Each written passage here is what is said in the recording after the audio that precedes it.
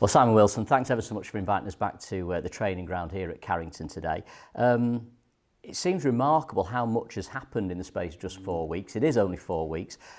On the pitch, it's been a decent period. 7 games played, not lost any of them. I know there's drop points here and there that you're frustrated about, but by and large, 15 points and 21, you'd have taken that, would you? I think it's a credit to everyone, the players and the staff. I think it's been a really good period. As you say, John, there'll be we've watched those games and the moments in the games where we felt we could have gone on and taken maximum points. But really, where we have dropped points, Sutton and Hartlepool, two of the top 2 teams in the league. Monday's game was a very tough game against Bromley. And I think we will experience that challenge of having to break down sides that come for a draw in many ways. But overall, we've been pretty efficient and got points against some very tricky opponents at times. We'll talk about that, I think. And in a period where we've lost, we've had a lot happen. We've lost injuries, different circumstances, but managed to manage through and collect some points. What about the league itself at the moment? It's a strange time. The whole thing with Dover Athletic, I mean, there's 3 points lost that you could do nothing about. And obviously, are you concerned at all about the integrity of the competition, about the fact that, clubs at the bottom now, they've got, we saw with Barnet, didn't we? They come with nothing to play for and they play pretty well because of it. Yeah, I think that this addressed the Dover situation. They had to do something, and in the end, out of the options that they had, to rectify the situation, I feel like this probably is the fairest situation of all. The way that the games had fallen with COVID and people have not playing them and so on, versus teams that have played them, whether they've won or lost, and having those points taken away or whatever. That's unfortunate for the way that the league table fell and has fallen at the moment. But as we know, the league table nothing's decided at this moment in time, and it will be at the end of the season when we work out exactly that our final placing. So some of that is a little bit of optics, in terms of how it looks.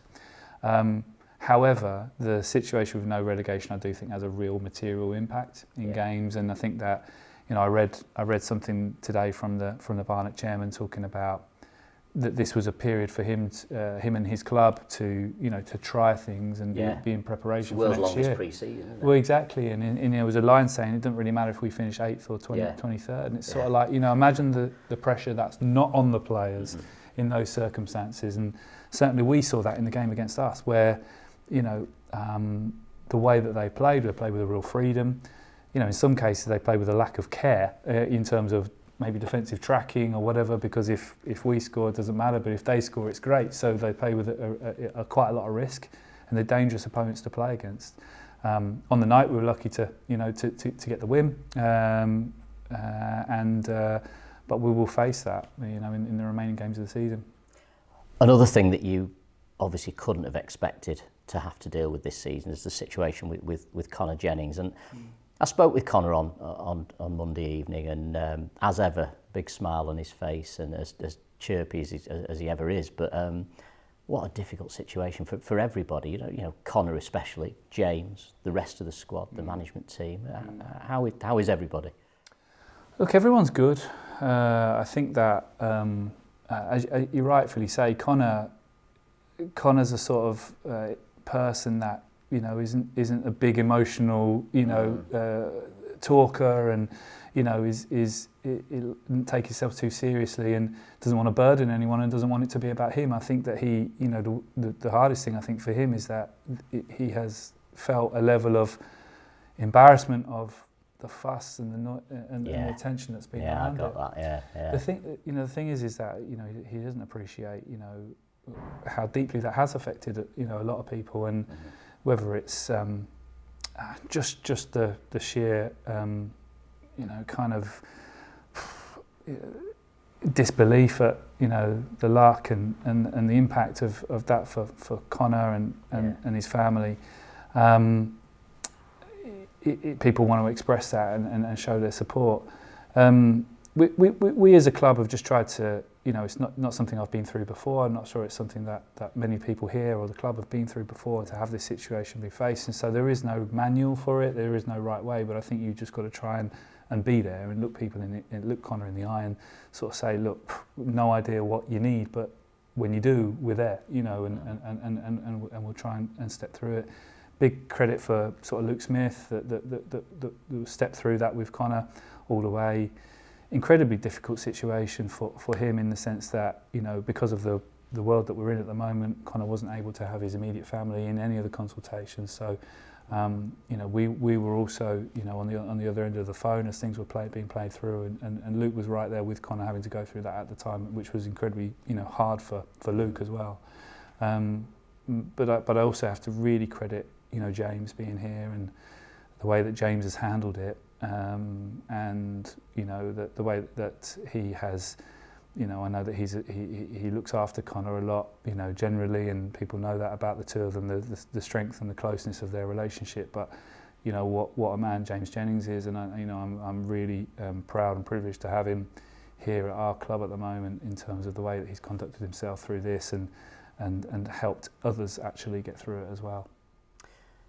I think, you know, the other thing that maybe then creates is, because we know Connor is a long-term absentee, you start looking at that top end of the pitch, and recruitment-wise, that's been a big focus for you in the last few weeks, and clearly the one that I think I said in commentary, it sent shockwaves through the not just the National League, but, you know, League Two, League One, even up to the Championship, is the signing of Paddy Madden. I mean, you can see already his quality. I can understand why we would want him. But just tell us about the process of bringing Paddy to the club, and, you know, was it one of those you thought, let's just have a punt, let's see if we can get him, or has this been a long-term project to get him in? A bit of both. I mean, I think that the last time we spoke, John, you remember we were just ahead of the game we played against Boreham Wood, and at that time we were really finding it hard to find goals in the team, and everything that we were looking at in regards to the performance of the team was suggesting that we were a team that created a lot of goal scoring opportunities, but at that time weren't able to convert that. And so what we didn't want to do is take chances on that going into the second half of the season. Yeah. And so we started to brainstorm different ideas around that. And of course, you know, working with someone like Mark Stock, you start thinking big straight away. And so we started to look at, okay, who could we get, and scope out the range of, you know, from what it looks like at the Championship to what it might look like, you know, locally. And as you say, we've taken people like, you know, Harry Cardwell from the league below, as well as someone like Paddy Madden from a couple of leagues above. Difficult window, because a difficult period, because obviously the window's shut. You know, the types of players that are going to become available, the best players that are playing regularly and scoring aren't going to be available. In a situation with Paddy, we had to, you know, we made a tentative inquiry maybe a month before we were able to do the transfer, noticing that Fleetwood potentially were in a position where it had been publicised that they were wanting to change their squad model and go younger, and I know that they've invested heavily into younger players over the last, you know, few years, and they've got some interesting young talent there. At some point, Paddy would be on the other end of the scale there for that club, and that, you know, Fleetwood would potentially get into a situation where they weren't going to go up, weren't going to go down in League One this year. So someone like Paddy, it could be helpful for them to, you know, have Paddy off the wage bill, and at the same time it was good timing for us because of the number of games we've got between now and the end of the season to make a significant investment like that, because there was a good chance of realising some real value off the back of it. So did I think it was going to happen 2 weeks before? Maybe not. But as we got closer to the date, clearly the chance of it happening increased, and no, delighted to have him at the football club. I think that the thing that struck us all since he's been here is you can see his quality. Yeah. You know, you can see that, and there's moments in the game where he does look, you know, without being disrespectful to players in the National League, does look a couple of leagues above in terms of the quality. But it's his work rate, it's his infectiousness around the group. He's rolled his sleeves up and got stuck into this straight away. He looks like he's been with us for a long period of time, and that's not actually the case. So, credit for Paddy and the way that he's arrived at the club and applied himself to the club. I'm just pleased we've got another Baldy, to be quite honest. It's always a bonus.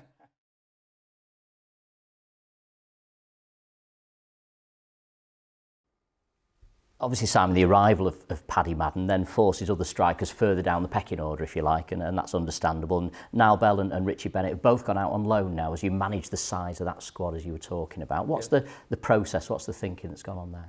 Exactly right, John. I think the last time we sat down together, we were talking about the size of the squad, and that unfortunately at that point in time, the squad had swollen. It was important once we had, our key targets in the building and players that have come to the club, that we start to look at reducing the size of the squad and finding solutions for the players that find themselves outside of that. With Niall, Niall hasn't unfortunately featured a lot with us this year, and had a short spell at Halifax early in the year, which I think did him the world of good. Yeah. Came back after the change of manager, reassessment by Simon, felt it was right for Niall to go back out, and is currently enjoying his time out there with Altrincham. With Richie, a different situation, although again had found himself outside of the team and outside of the squad. One thing that Simon talks about a lot, Simon Ross talks about, is each player at the club having hope. That creating a positive environment where every player at the club has got some sort of hope in terms of whatever their next step is going to be. It's a hard place to be when you're outside the team. You end up becoming, training in a position that isn't your main position. When we were doing tactical sessions, and you sort of feel out of it, and at some point that can become a negative. So it was important to find a solution with Richie. Given his profile and cost, there's only a few clubs that could take him on loan. Out of that, we were really keen to only do a deal that worked for us, so ensuring that we did have a recall on Richie between now and the end of the season. And like I said in the statement, I think at the end of the day you have to be grown up about it, in the sense of we've got a budget to manage, we've got a squad size to manage, we've also got a human being there that wants to play football, and by getting him out and playing football, he's got his best chance of coming back and impacting, getting back in Stockport County's team and impacting our results. Massive thing, we would always say is our success or whatever happens this season will be about what we do in our games, in our pitch. We can't be in a situation where we have to rely on other teams' results. And if Hartlepool don't take Richie Bennett, they take another striker, and ultimately they were going to sign a striker. Exactly. So we certainly can't sign every striker in the National League and make sure that they don't play for Hartlepool. It's just not going to happen. So we have to concentrate on what we're doing. Hope Richie stays injury free, comes back to the club in good shape, and hopefully continues his county career with us. And in the meantime, there have been players in and out the door in the last 4 weeks, and Nathan Shaw came in, but most notably Jack Stratton came in from Derby and scored, I think, 3 and 5. Yeah. What an impact that young man. What a great loan! Yeah, great loan. Thankful for Derby County, who were very, very accommodating on the loan. Great kid, great player. Really found a bit of a home for himself here, and I know loved his time, at the club. Hopefully it's not the end of his journey with County. At some point we might see him again. And testament to the level of the player and the impact that he had here, that Derby want to recall him for what are important games for Derby, going into the end of the season. So, wish Jack really well. I know that he had an injury in the game on Monday. Hope that recovers quickly and that he can go and cement himself in a championship team, because he's got some level. You talked earlier there about hope, and I think what's great and what we're seeing this week particularly is a lot of the players who've been here for a good long time now, you're starting to think about them as long-term prospects, and there's 1 or 2 contract announcements this week, which I think will, especially fans who've been watching this club for a long time, be delighted to see the likes of Jon Keighren and Sam Minahan staying around. Yeah, I think you look at most successful clubs have an element of continuity about them and about their team, and There is no reason to go looking elsewhere when you've got very, very good players inside the club and good characters. Both Sam and Jordan, I think, have really improved this year. With us going into a full-time environment, I think both of them have made sacrifices in their personal lives to fully commit to what we're doing, and I think we've seen the benefit of that. And so the contracts are in part reward for them to, so it shows the group that we look after people that really commit to what we're doing. But they're good players, John. They're going to be very, very, helpful for the club, whatever division we're playing in next year. And more to come, maybe. More to come from both of them, of course there are. Yeah, and I think that that runs from Jack Hinchy signing his first pro contract through to Paddy Madden. I think that we always will believe that there are elements of people's game that can be improved, and if they've got the right mindset, they'll find them, and then they will, find ways to improve. So, and is this an area of work that you're heavily involved in, the contract side of things? Does that fall under your remit? Yeah. So I would do the contracts. I work closely with Johnny Vaughan around the numbers. We work closely with Simon around the length of the deal in terms of the squad planning and so forth. And but in the end of the day, it will be me that sits down with the players or their families or agents to get the deal signed. Is there any others you're sitting down with at the moment, or is that for? Yep. No, we have offers out for a couple more of the players that are in our team at the moment, and I'm hopeful in the next week, 2 weeks, we'll be able to give the supporters an update. Good stuff. Some changes as well. The other end of the pitch, we've been talking a lot about the strikers so far, but at the other end of the pitch, big changes there with the goalkeeping department. Great to see Shwan Jalal come in, literally a big character, and of course Ross Fitzsimons as well, a bit more competition for Ben Hinchliffe. But Carlos Lenigan has left us, obviously our title-winning goalkeeping coach, and again, talk about characters, Carlos is one of them, isn't he? Oh, 100%. Carlos definitely left his footprint here, and is so many stories about Carlos that continue to get told on a daily basis. He's very fondly thought of at the club. Look, I think that the goalkeeper is typically an undervalued position. I think it's, we all talk about Paddy Madden and we talk about the strikers, but it's the most important one, isn't it? Do you think that? Surely, I mean, a clean sheet surely is the most important thing to achieve in a game of football.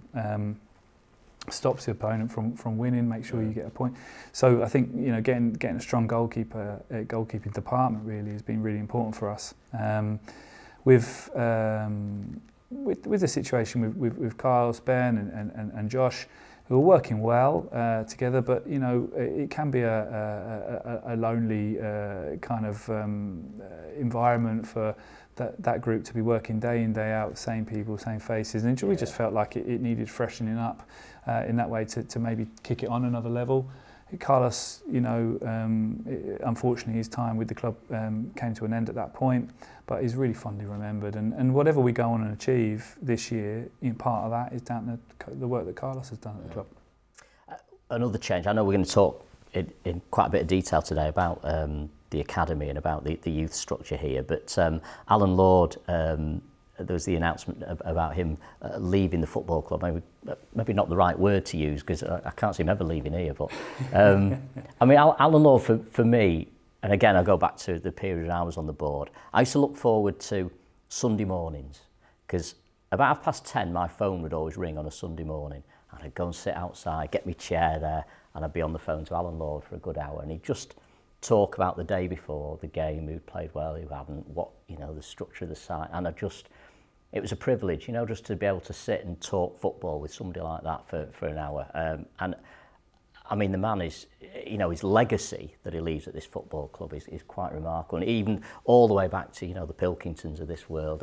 And you mentioned Jack Hinchy and people like that coming through. It's fantastic, and what a servant to the club he's been. Yeah, I think I too loved the conversations with Alan, and he's such a humble guy. Will tell you all of his mistakes first before he even half hints of something good that he's done, and very unassuming. I'd like to just put on record that Alan's not sort of leaving the club in that way. I think we're changing the arrangement with Alan in the way that we're working with him because of his his desire to sort of expand his own sort of consultancy business with Pro Soccer Scout. And so he'll be able to offer players maybe to a broader range of clubs. Yeah, I think with his coaching clinics and his scouting that he does and other people that work for him, broadening that service so he can operate for more clients. Really, I think we will continue to be a client that will work with Alan on stuff, and he's forever a friend of the club. And again, he's another one that if we do go on and have success at some point, I'll be wanting to have a beer with Alan Lord, because I think it's somebody that you'll be able to that really gets the club. He likes a Peroni. Yeah, so if you ever get those, I mean, it's great, considering he's 92 now as well. But no, I mean, you talk about that legacy, and I think you won't find anybody around Stockport County with a bad word about him, will you? And that's, you think that, you look back to when he was a manager here, and I think it's massively underrated the job that he did just to steady the ship, because we talked last time when we met about that decline, and because this is such a massive club, it sinks quick, and for him to be able to help us arrest that decline and actually start to turn it around, quite incredible, the job that he did on very limited resources, and working with some great, attracting the likes of Phil Jevons and Jamie Milligan as well, and getting that experience in that we needed. Yeah. I think. Look, I wasn't here in that time, so I haven't got the references that you've got in that way. But what I have, you just know about a guy, because when we have sort of, this year tried to identify talent in and around the local area, everyone locally in football wants to talk to Alan and will talk to Alan, and Alan can talk to anyone here, and so you just know that that's the sort of guy that puts an emphasis on relationships and makes sure that he always follows through on stuff, and he's just a decent person.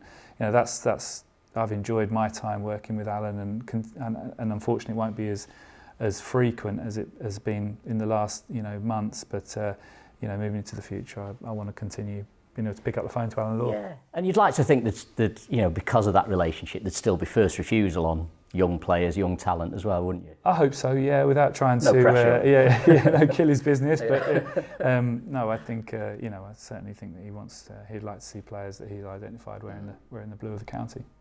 In terms of youth development, we are going to talk a lot about the academy today, and the big news in the last few weeks has been the appointment of Paul Turnbull now as an under-18 coach, and I think you won't, again, a bit like with Alan Lord, you're not going to find anyone with a dissenting voice about the appointment of Paul Turnbull. It's fantastic to see a club legend back in the confines of Edgeley Park and here at Carrington. Yeah. It was something we've always wanted to do in terms of maintaining an identity of the club with our young players, and making sure that, and I always really like players that are either still playing or just finished playing, working with young players, because they're so close to how it feels to be in a dressing room and on a pitch, and can relay that experience directly to the young players. So it's something that we've been talking to Paul for a while about, and thinking a lot about how do we get sort of good characters, good former players of the club back involved with us.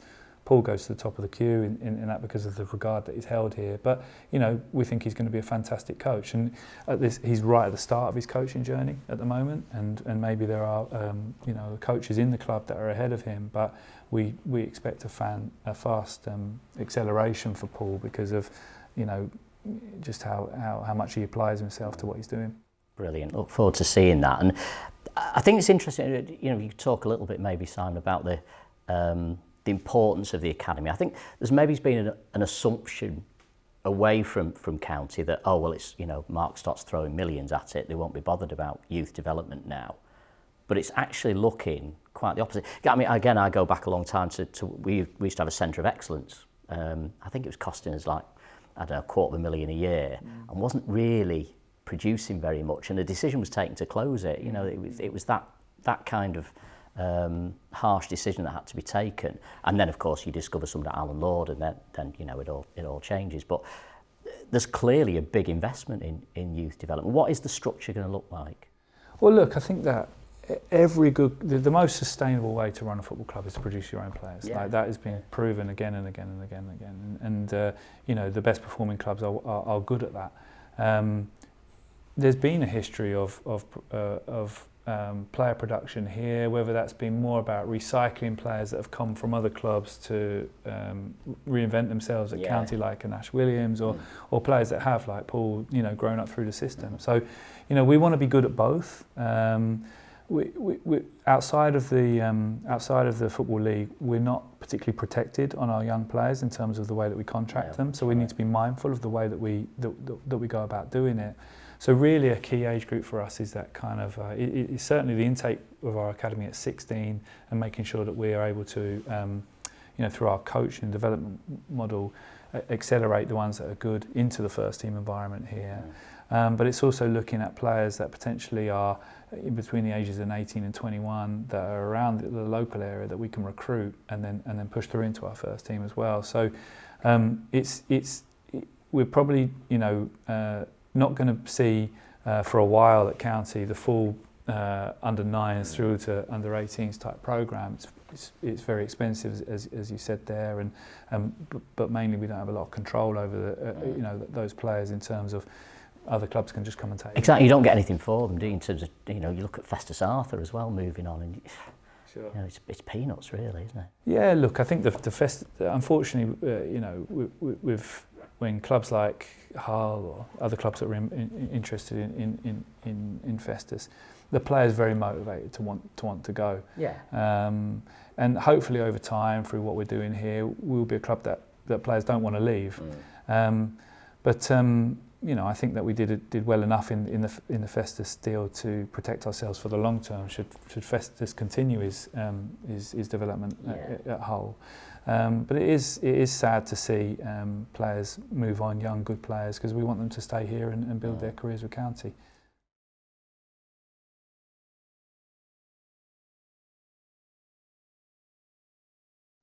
So obviously we said earlier, Simon, great news about Paul Turnbull. He joins Michael Raines and Damien Allen and all these other fans' favourites from the not too distant past as well. What's that structure look like for the academy now then? Yeah, well, I think there's, it's really important that a club does try to produce its own players. For us at the moment, there's probably two routes that we can do that, and that's through our academy with players joining at 16, whether they previously were at Man City, Man United, or other clubs in the Northwest, and come and join our programme at 16, of which we're noticing an increased level of player that's been attracted to the club through that. And players like, whether it's Jack Hinchy or Josh Schofield coming through that and then coming into our first team training environment. And the second way of doing that is players from outside coming through that are maybe talented players playing men's football at local clubs at 17, 18, 19 that have identified through like Alan's work and the work of our scouts, and coming in and being part of a kind of a combination of the best young players from our academy, the best players from outside, and maybe some of the younger elements, younger players in our first team, like Jamie Stott and Harvey Gilmore, making a group together.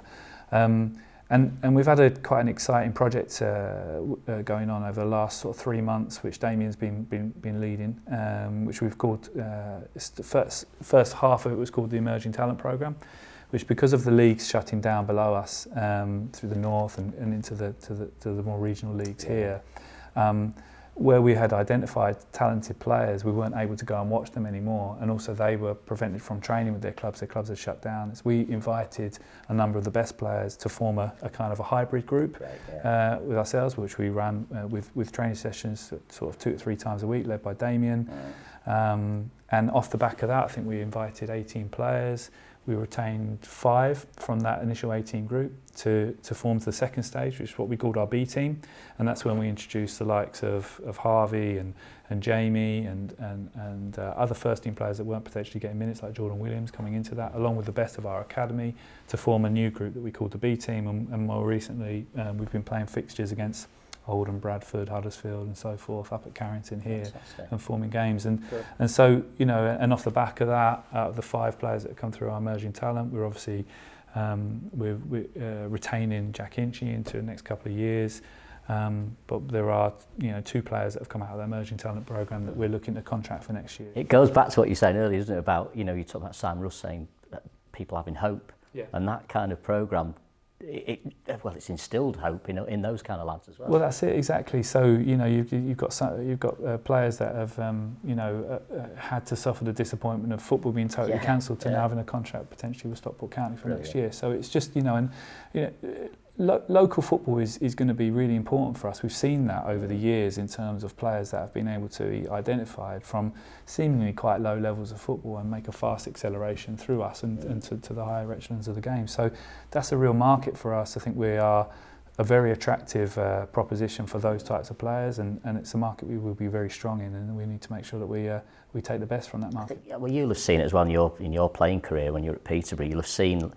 And there's nothing more county fans love than seeing a homegrown talent come through and get into the first team. There's something that's doubly special. I mean, I can remember watching Paul Turnbull playing at Wembley in 2008, and just you feel that extra sense of pride, don't you, when he's one of your own? Yeah, and I think a true one of your own, like you come through on your 9s and 10s and 11s all the way through, that's very, very rare. But you almost get a similar feeling for a Festus Arthur that comes from somebody else's programme. Yeah. But you rehabilitate them in some way, you give them something in them, and they go on again. So that's why I think there's two routes into this. Whilst we're outside the Football League and we don't have official academy status, which is funded and regulated through the league, that might change in the future if we're lucky enough to get into the league. But at this moment in time, we don't have that. So we have to have a number of methods in order to find players for the team.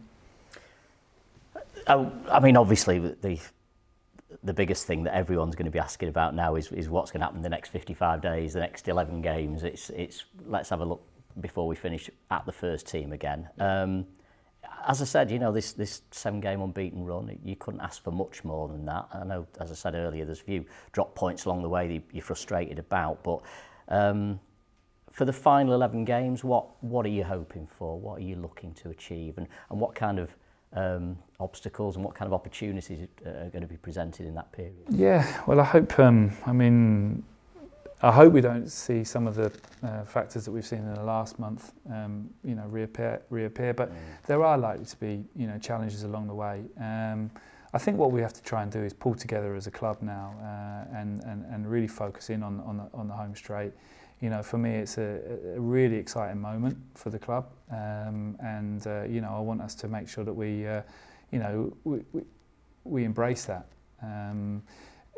The 55 days, 11 games, hopefully you and I will have another conversation in a month's time, and we'll see where we are in that. So you can't get too far down the line, you can't get too ahead of yourself. We do have a very important game on Saturday at Wrexham, and then